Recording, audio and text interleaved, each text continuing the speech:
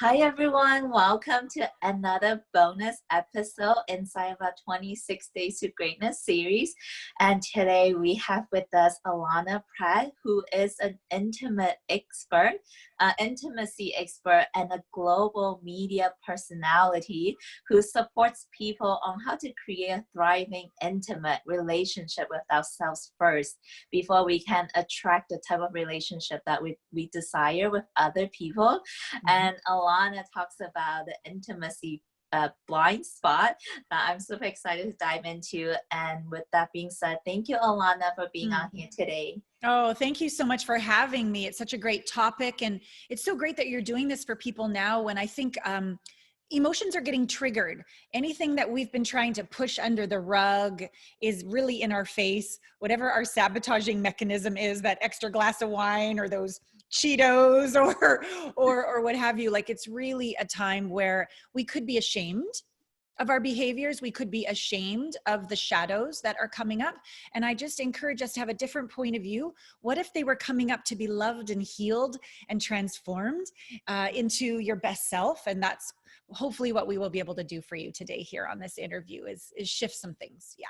Yeah, that is so good. And I'm so glad that you brought that up, because even though this series is all about supporting us on how to tap into our greatness, becoming the leader that we are meant to be, it is so important for us to get to know who we are on an intimate level before we can even achieve any type of greatness. So with that being said, Allana, before we get into the really good stuff, why don't you share with our audience a little bit about who you are and how did you get to doing the work that you do today?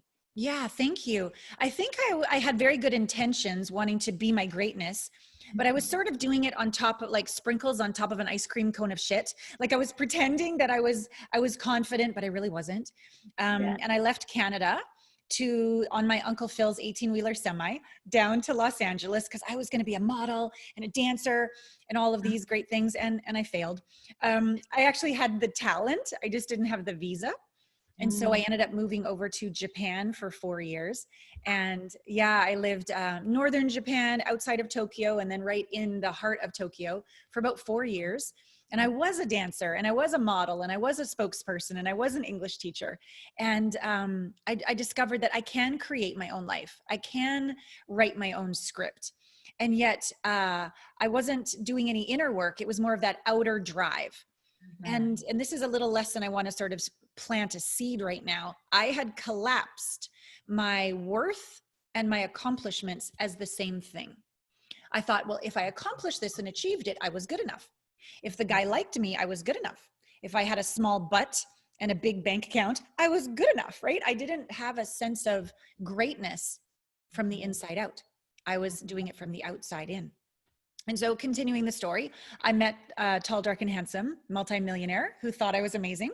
So I'm like, okay, great. So husband number one, and we moved back to New York City and had the house in Connecticut, had the house in the city. I went to cum laude graduate of Columbia University. So Ivy League, the whole thing.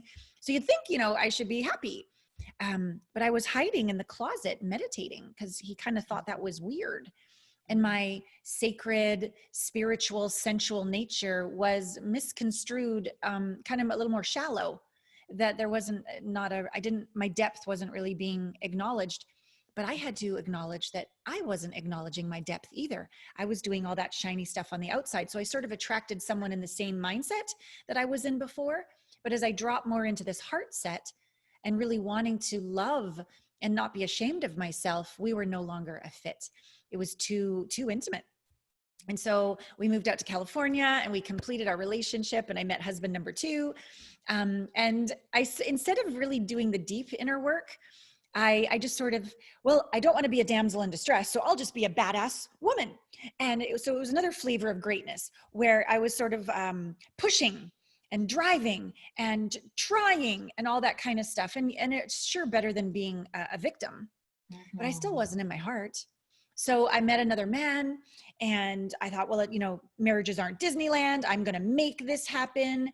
And I don't need to worry about if I don't feel it in my heart, all that's bullshit. And meanwhile, my mom was dying of cancer. And in all transparency, I didn't grieve any of it. I just wanted a man and a baby. so I wouldn't have to feel anything. And I didn't like consciously choose to use my second husband, but in hindsight, he has every right to have that point of view, because I didn't want to do the work. I just wanted something on the outside to make me happy. I just wanted to replace the loss with something else. And people aren't replaceable. And so I take full responsibility there that he was not too thrilled with my decision to divorce him, and his revenge for the next decade or more in a court battle, trying to take our son away from me. I don't condone his behavior, but I understand it. He had a wounded heart, and I had a wounded heart. So in the end of a 12-year custody battle, when my son is now living with him full time, and I've lost everything, the house, the money, I'm in legal debt, my son is living with him, there was nowhere left to turn but inside. And I'm like, okay, let's really understand what greatness really is. It's not about looking good. It's not about accomplishments. You can't fix a wounded heart with more stuff or another relationship. Let's do the work. And so I did the work, and I continue to do the work. I'm an eternal student. I think it's out of integrity for a coach like me to be a coach without having coaches, because I can't see my blind spots. I can see other people's, but I can't see mine. So, so I did the work. I continue to do the work, and I've realized that it was too much pressure to put on my ex-husband or my son or anybody to be my worth. No, my worth is my worth is my worth. That's on the inside.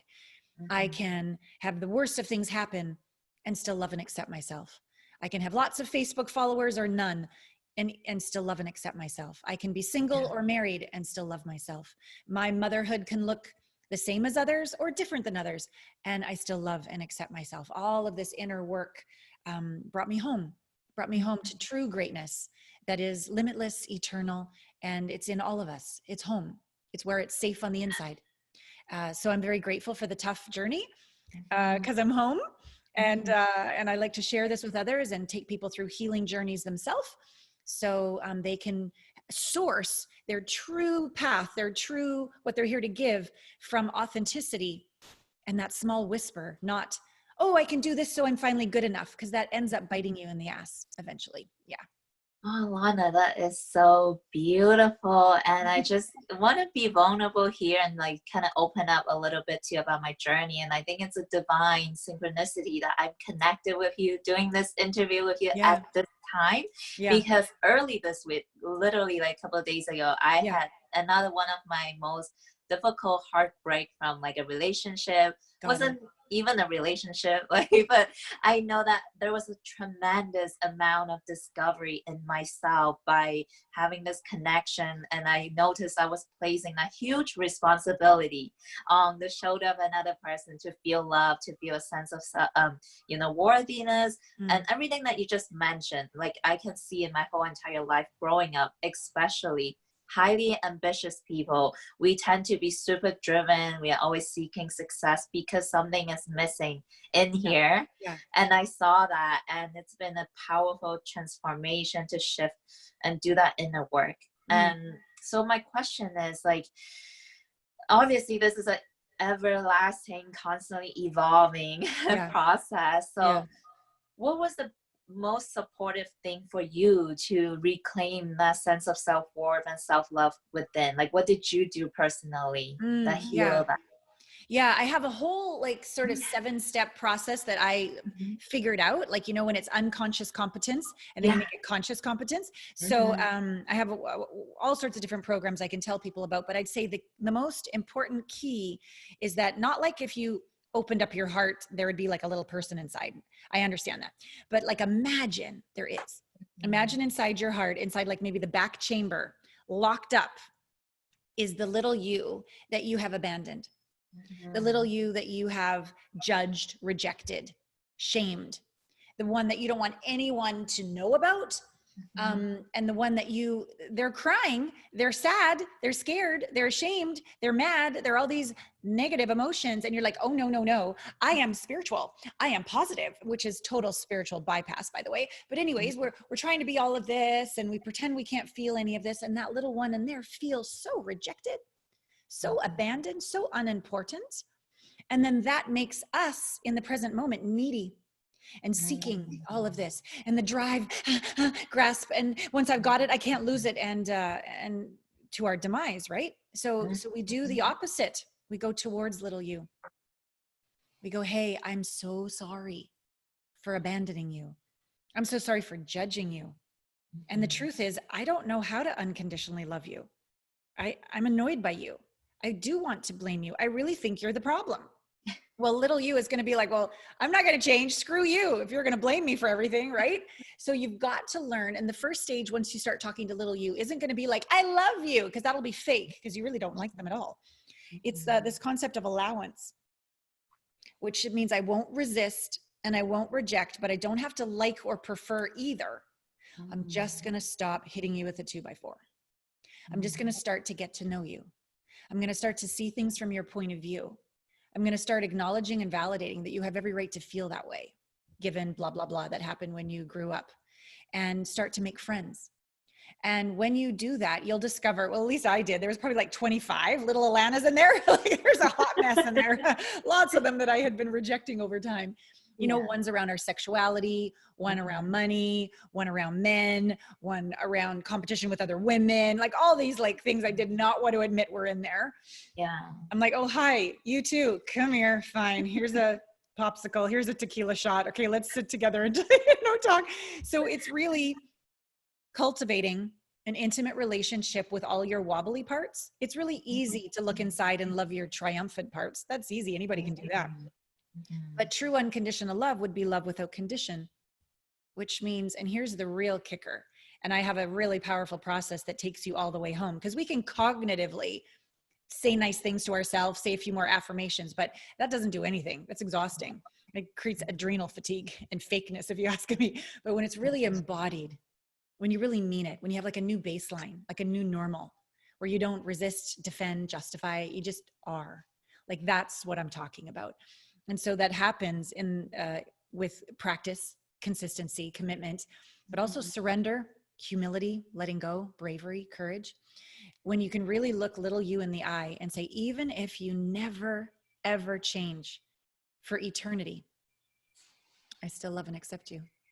And when you can honestly do that to all your wobbly parts, there is a moment of grace. There is a moment of transformation, and it's lasting, and it's a new 0 point. It's a new baseline. You just be different. And that is literally a scientific vibration that we can measure, which literally sends a signal out to the field, to the universe. So this non-local field can start sending you better clients, better lovers, better situations, better thoughts. A lot of people think thoughts are in their head. No, they're not. They're in the field. And when your vibration is low, the only radio station you can tune into is I suck, life sucks, whatever. But when you tune into a higher vibration, literally you're tapping into a different aspect of the infinite field. And the thoughts are, you got this.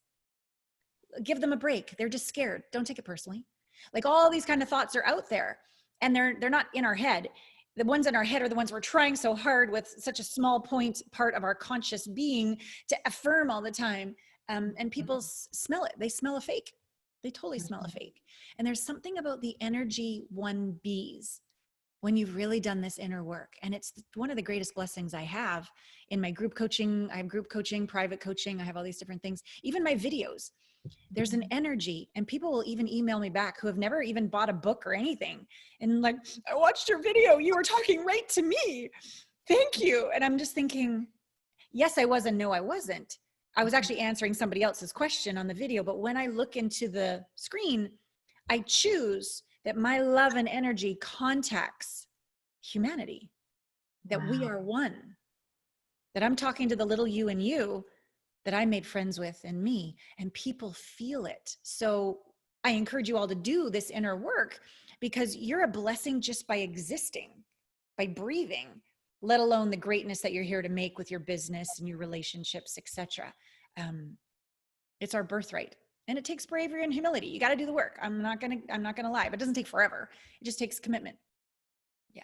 This is so beautiful. And I feel that love and that energy directly into my heart. And it's in so much resonance with my soul.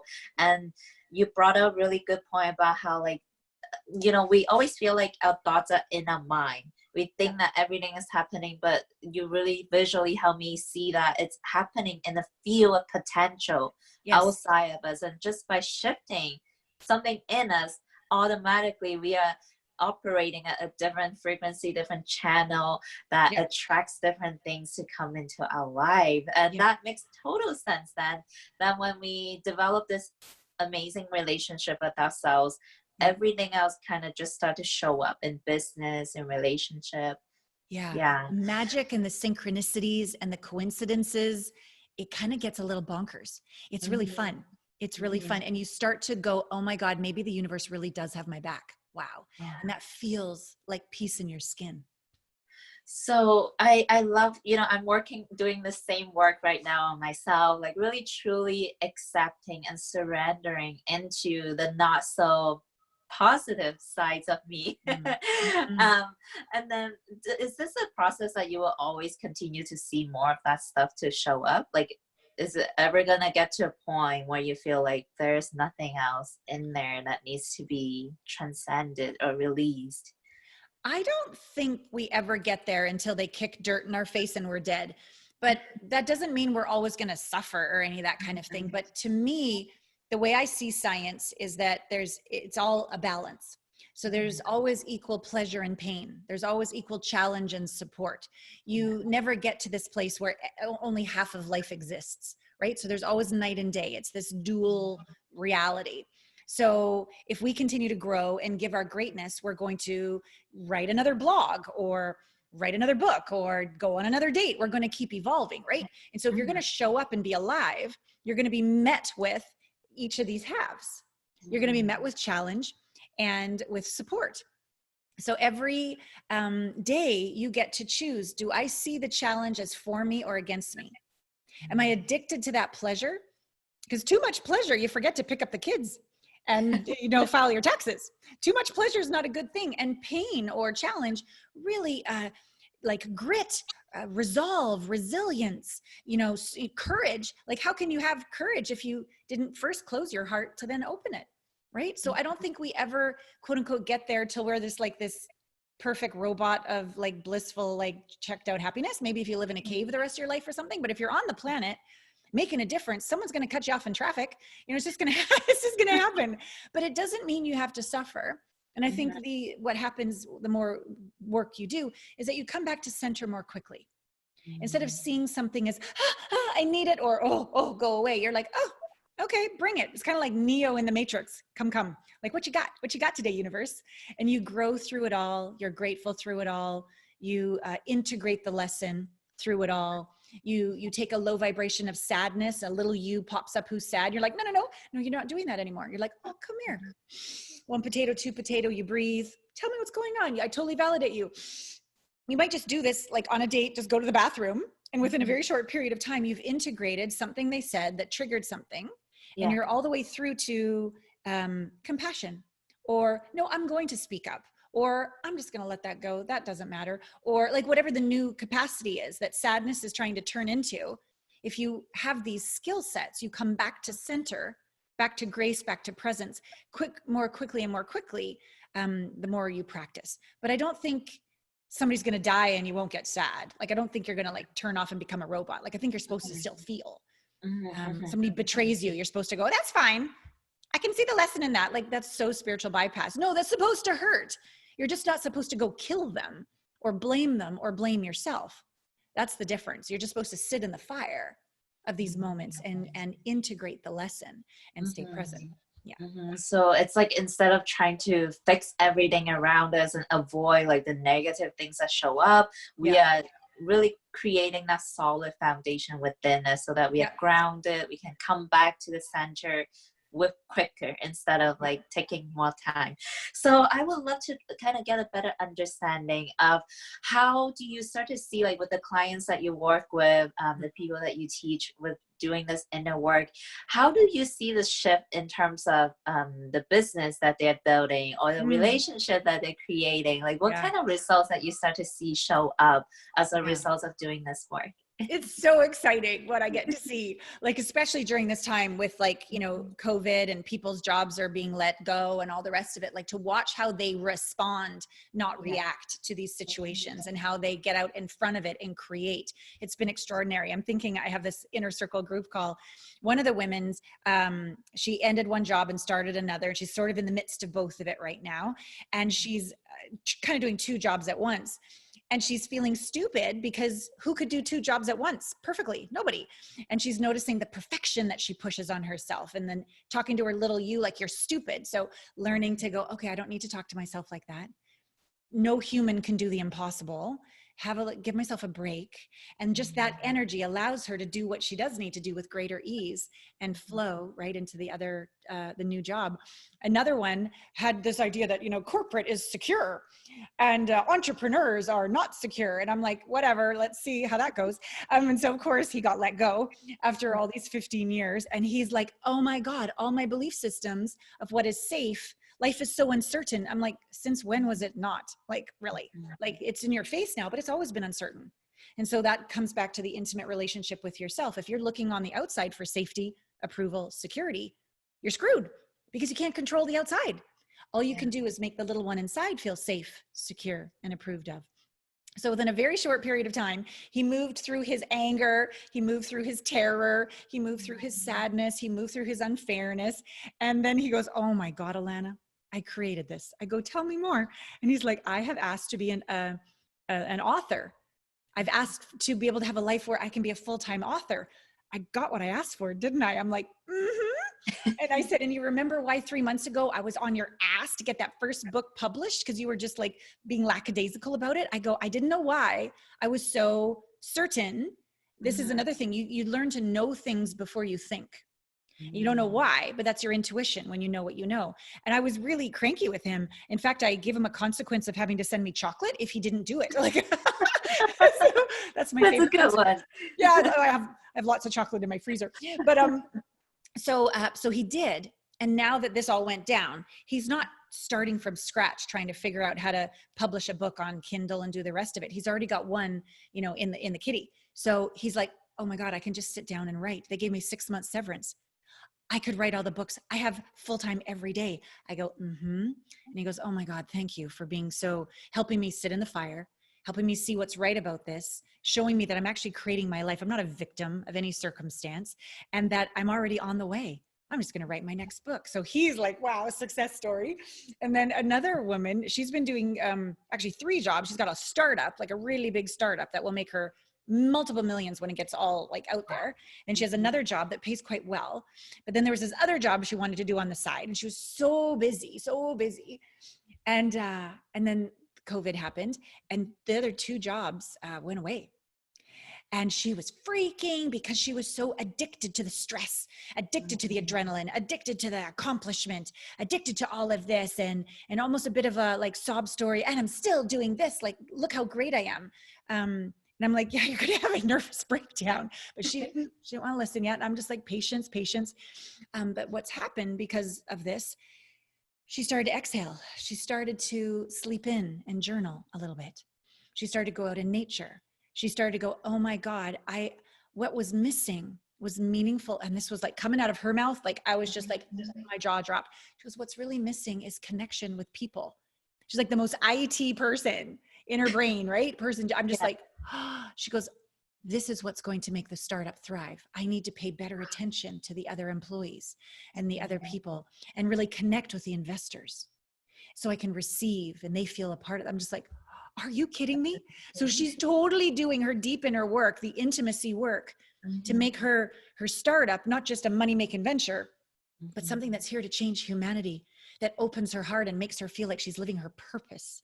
So, so yeah, I love my clients so much. I'm so proud of them. They're so brave. They're so humble. They're so willing to do the work. And we do private calls, but we also do group calls. And how this one girl at the end of the call, she goes, I'm like binge watching a soap opera right now. This is like conscious soap opera. This is like the best, listening to every single person be so vulnerable, so self-responsible, and just showing up. It's extraordinary. I'm so privileged. Yeah. That's just so beautiful. It's like when everything around us that is not the truth of who we are falls apart. Yeah. That's when the true essence that's within that can shine so brightly. Yeah. And that's beautiful to witness. So I would love to get some tangible like action steps that we can implement, because as I'm listening to this, I'm in so much resonance. But I think to myself, throughout the day I still have that voice that come up constantly, like maybe that judgmental voice, or like that voice that comes up when I did something that I feel like I shouldn't have. All that negativity is always still popping up. So what do we do exactly at that moment, other than like embracing it, getting to know it? Can you walk us like step by step exactly what to do? No, I can't, because it's a lot. It's a lot of work. I'm going to be really honest with you. Yeah. Here's the deal with science. There's mindset, which is read a good book, do 10 more affirmations, look at your vision board, pump yourself up, like this kind of stuff, right? Yeah. But underneath it all is heart set. Underneath it all is an emotional trigger. We cannot create on top of an emotional trigger. Scientifically impossible. When there's a trauma in there, when there's an unintegrated emotion, when there's a trigger that happens as a pattern, that is what needs to be, and it can't be gotten rid of, but it can be like alchemy. It can be integrated and processed. And I have been trained in very high level quantum psychology processes that integrate that. I'll call it a charge. And the charge is often created by, even beneath that, an identity. Some trauma happened, some lack of love happened, something didn't go according to plan. An actual identity was created, like a viewpoint that you look through that has a goal. I got to get love. I got to get safety. I got to make sure that I get attention. I got it. So it's an identity, and it's literally the way you look, and it creates charge. Well, if you didn't say hi to me, if you didn't text me back, if I didn't close the client, then the charge happens. Right? So first it's like the trauma occurred, and nothing's wrong with trauma. Like, can you imagine being born perfect, having a perfect life, dying perfect? Everybody did that. It'd get boring real fast. So I believe we all chose our families and our situations to be traumatized, to be wounded, to have something happen bigger than we could process in the moment, to create this identity thing that creates all this emotional triggers and charge, to heal, to grow. How could we forgive if we weren't betrayed? Right? How could we find our voice if we hadn't had it squashed? So there's nothing wrong with this trauma, but you've got to go, okay, I get this. And all the sprinkles on top of the ice cream cone of shit in the world is not going to change the bottom of the ice cream cone is still filled with shit, right? So these deep inner processes that I've been trained in, and in fact, I'm doing a coaching certification right now with my master coach. Like, I'm masterful at what I do, but I can't train people in it. Only my master coach trainer can train people in it. But a lot of my clients are coaches like me. And so they wanted to learn these very high level processes. I paid like over 25 grand to like go through this course. It's great shit. So when you learn these deep psychological quantum psychology processes, the energy, it turns in, it changes into awareness, confidence, peace, speaking up for yourself, dignity, courage. It's a new capacity. It's not a better attitude.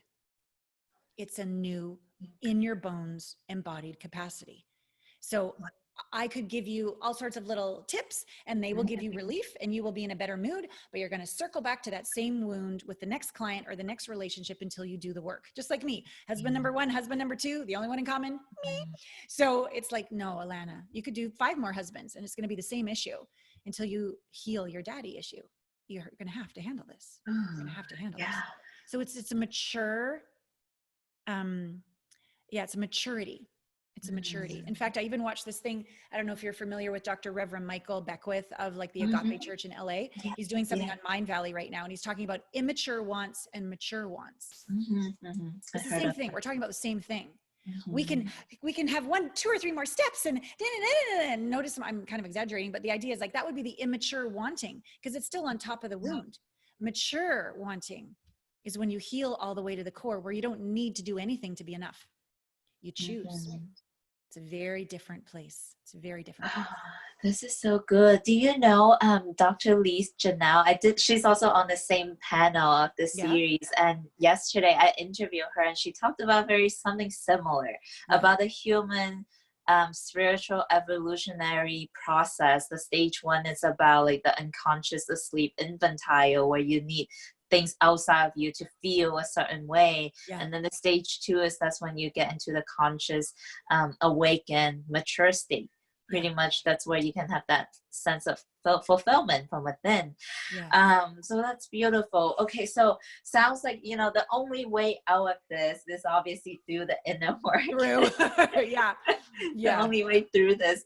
And I see that it's not only in relationship, it's in everything that is a part of our life. There's this root cause beneath like everything that shows up. Yeah. And we really need to shine light on doing that. Yeah. So are there like any things that we can do maybe in the morning or at night? Like, does meditation help? This is a part of my practice, and I've seen some pretty powerful results by doing meditation, but I feel like there's still a huge piece. Oh yeah, meditation is great. Affirmations are great. Vision boards are great. All these things are great.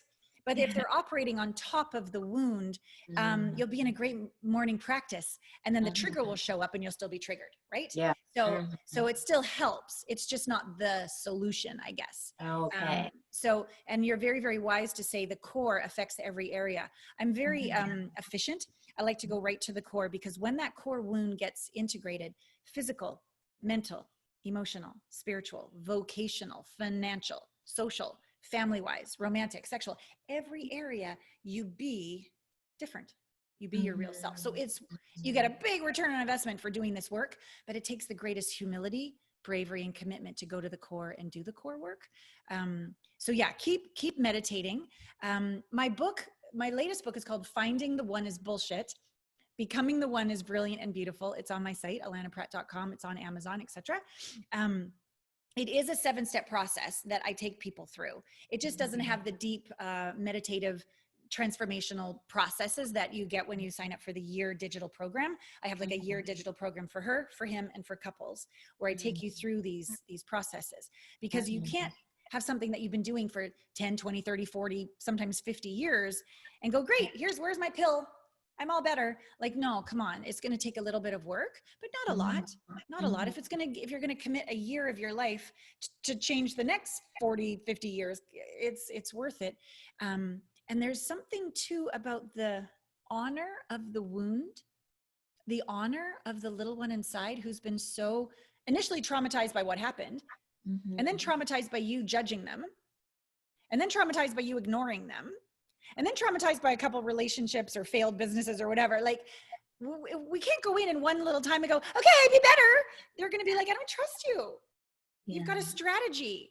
It doesn't feel authentic. It feels like you want to fix me so we can get out of here. Like, I still don't. So like any friendship, you can't just go like marry somebody tomorrow. You can't just go, okay, let's just like be business partners. No, you got to do your work. You've got to get to know, you've got to build that trust. You've got to build that rapport. You've got to really make sure you guys are on the same page and your values are aligned, and you want to create some roots so that the shoots grow. You can't just have a tree with no roots. It doesn't work. So enough of this quick fix mentality where it's all about the goal. Can we start to really celebrate the process? Value the process? Value this, okay, I'm going to let go of the goal. The goal's going to happen, probably even better. But right now I'm just going to focus on today and do my work for today and be present to the little one today and do a 10 out of 10 for today.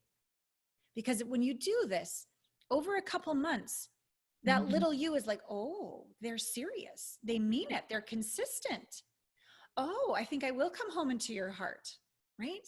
And then there's one, and then you feel your baseline rise. And then the one about the anger trusts you. And then the one about the shame trusts you. And the one about the money trusts you. And the one around the sexuality trusts you. And then all these disassociated selves energetically start to come home into a new natural baseline, which again isn't perfect. You're still going to get triggered from time to time, but you're naturally going to feel better. And you're no longer so attached to the goal because every single day has been rich. And I just want to jump in really quickly. Yeah, please. That was a huge aha moment for me when you said like the disassociated selves kind of come back Yeah. into you. I had that like physical feeling Yeah. when I was meditating after that like heartbreak, and I was just sitting with my pain, really feeling it.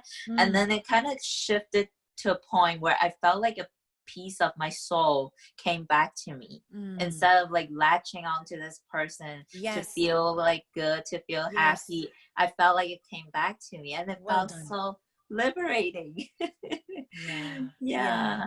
Yeah. Uh, And that's the peace in the skin. That's the quality that makes people want to work with you. That's what makes them trust you, because you're home inside of you, trusting you. All yeah. of this emotional unavailability out there, we can blame others as much as we want, but it's a reflection of how emotionally unavailable we are with ourselves on the inside. Yeah. Our unwillingness to feel our feelings and stuff them away and get into our busy, happy place again. Like just I I have these weekly inspirations. Sometimes it's a newsletter or a video or an audio. I just talk to my community every week. And like just a couple nights ago, I was sitting having dinner right there, and I was sad. And so I was like, I just turned on my video, and I was just like, I just want you to know that right now I'm just. And so it was like a 5-minute video, and I kind of showed them how I be with the emotion, how I be with little you, how I don't try to fix or change anything, and I don't try to put sprinkles on top of it and have a good attitude. And naturally, when we do this, like you did in your meditation, and I have all these different processes I take people through, we integrate the energy in a lasting embodied way, not just a good attitude. People can smell a fake, especially in today's world. Transparency is so valued, because we don't want to be ghosted and blindsided and lied to again. But it's very scary that when we don't know who to trust, because we don't even trust ourselves. Trusting ourselves does not come from thinking. It's from the inside. It's from the heart. It's from this energy that we integrate so that we're, we know what we know. And then we have the bravery to take action based on what we know, even if other people think we're crazy. That's the feeling of true confidence. Yeah.